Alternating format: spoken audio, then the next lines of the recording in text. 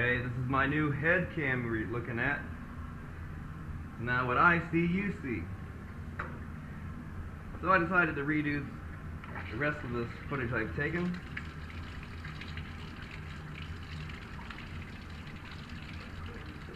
So if you remember where I last part continued off, we were filling up this barrel. I got hot water again. Want to rinse off the top just a little bit. Don't want to do so much that you got water pooling up underneath that you might short out the electronics. Rinse down the sides.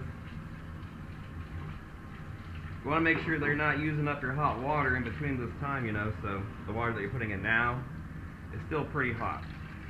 You don't want to cool off the drum. But if you've messed up and ran out your hot water, if you use cold water, that's alright. Just add like 10 minutes to your cycle. Alright, that's going to fill up. Probably we're going to do it right about there. Which is going to be about, an inch and a half of water over the bricks.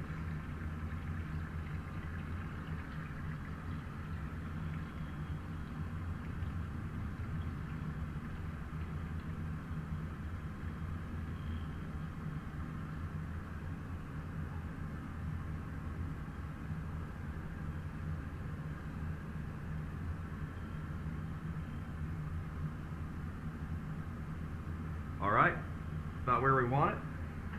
Turn the hot water off. Take our hose away.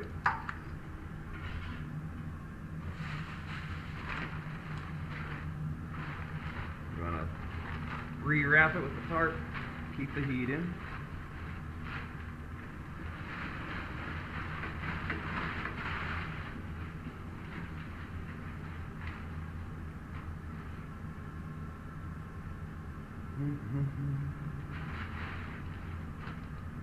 Secure it up there.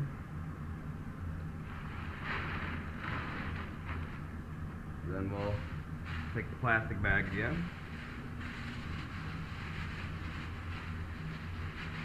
and do a good job of tucking it around.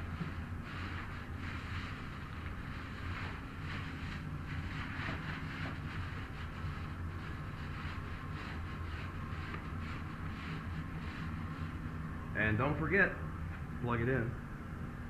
That's important. Make sure too that you're under the plug, you didn't get wet.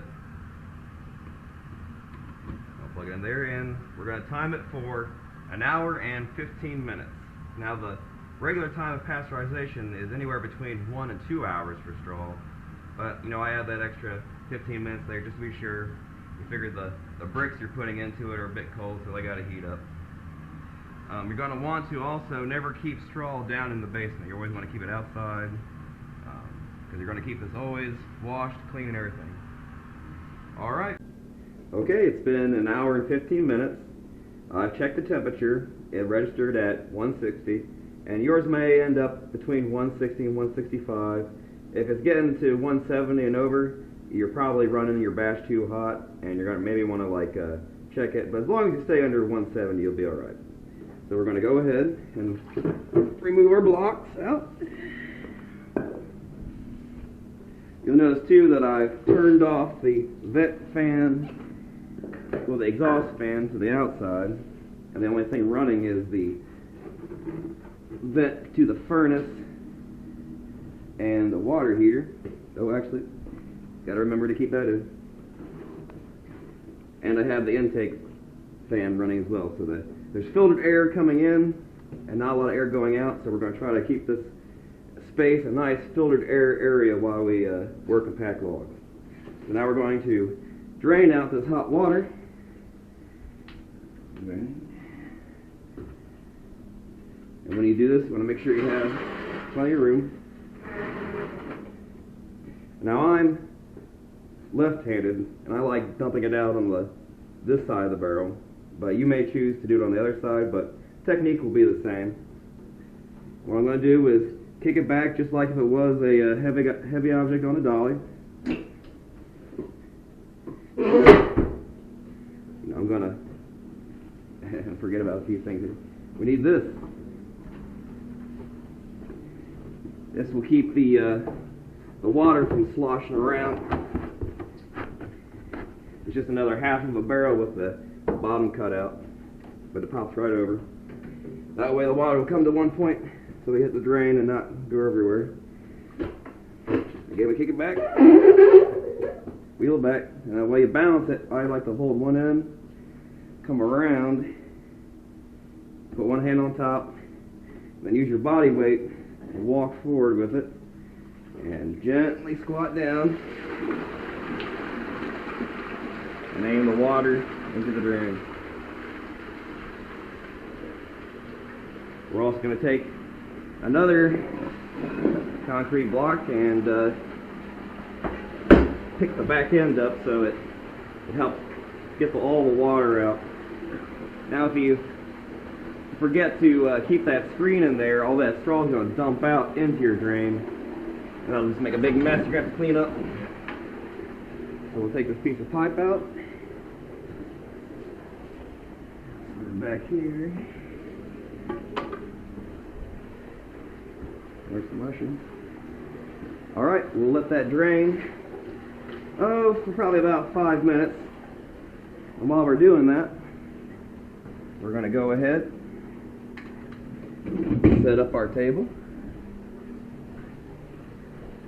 Go ahead and move this out.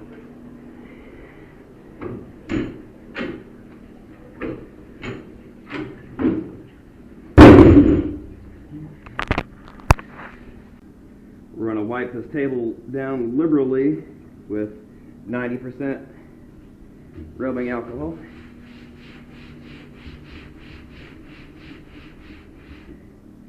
Make sure you kind of press it in there and into the texture of it.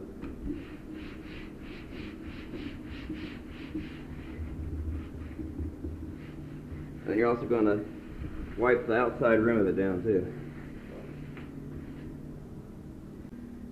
Now it's been about 5 minutes and the straw it's just dripping out a little bit. That's good enough. Slide that block out of the way, and I just kind of put one foot behind the wheel and grab the end up. Flip it up. Pop the collar off. Take your cord, fold it up. I like to put it behind, squeeze it in between the barrel. That way it keeps it there nice and safe. Then we're going to roll it back. And I take the same cinder block, slide in there in between the wheels, and that'll make for the perfect height to take your pitchfork and get that straw out of there. Now we need to wash 2 of these Rubbermaid totes because we're only going to be able to fit half the straw that's in that drum on that table at a time. Otherwise it's going to take way too long for it to cool down.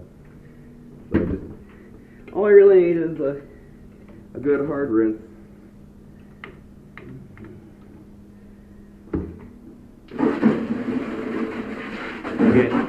Get any bits of straw or any debris out of there. They should pretty much be clean because you're supposed to be washing these down at the end of every batch. So yeah, there's nothing in there. We're going to rinse off our fork. Now make sure the fork you're using is one that you bought exclusively to do mushroom use. You don't want a nasty one that you've been shoveling manure and compost outside. You're going to give it a nice hard rinse. If it's been sitting around for a while, you're going to want to use some alcohol on it too to give it a clean. You just don't want any straw on it pretty much. So now we're going to stick it in here, and you're going to make sure not to jam the fork too far back because then you'll hit that heating element. So we're going to try to keep it high and towards the front when we scoop it out. You can knock it off the insides. That'll kind of give you a fork full that's not going to flop out. You're not going to waste so much on the floor.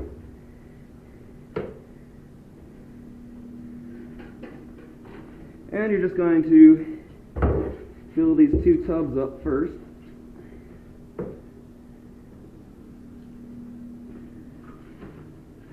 kind of give them a little bit of fluff. You don't want the straw to pack down in it because it will take longer for it to cool down. About that much per one bin. And when the straw starts getting kind of towards the bottom, you just want to fluff it up, kick it up.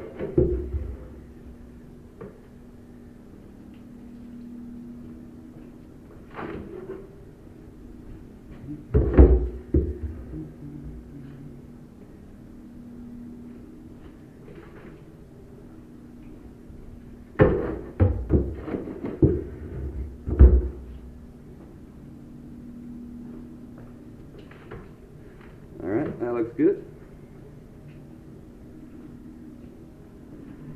Slide this out of the way.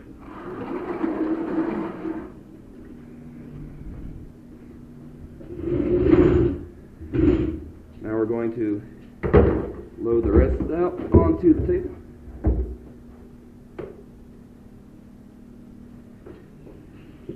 Make sure you dump it in the center of the table so it doesn't spill out.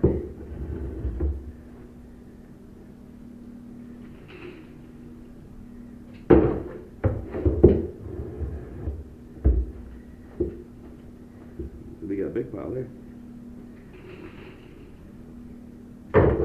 Now once you get towards the back, you're going to see in there, there's your heating element. You're going to want to gently get the straw off of it and from behind it. You kind of shake the barrel, that'll knock it down. Then you want to have it worked out to the bottom, you can easily get it.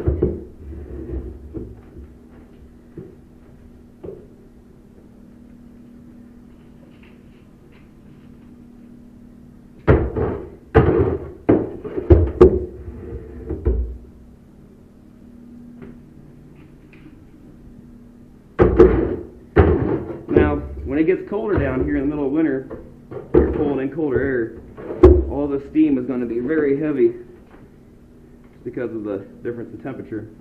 So it may be hard to see down in the barrel. You can give it a few minutes to steam off if it's getting in your eyes and you don't like it. You see I'm using the fork here just to spread it out and again to try to make it so it's not compacted down.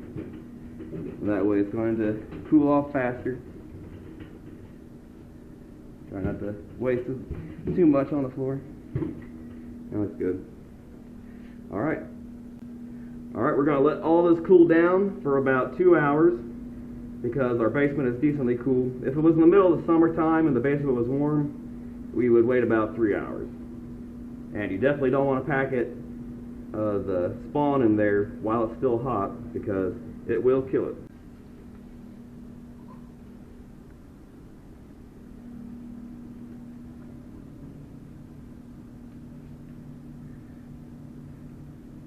We're going to start by taking some of this 16-inch wide plastic tubing, which actually makes a 10.5-inch diameter log, and we're going to accordion fold it in one end, give it a hard twist, and secure a good cable tie. Don't use the cheapo one.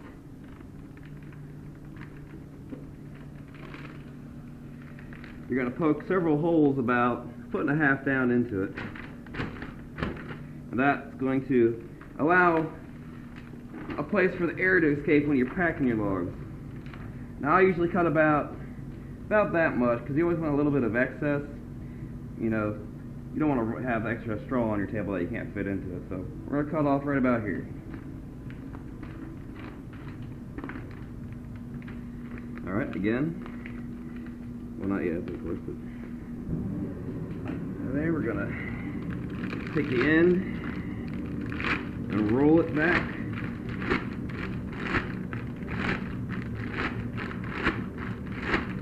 All the way down, pretty much.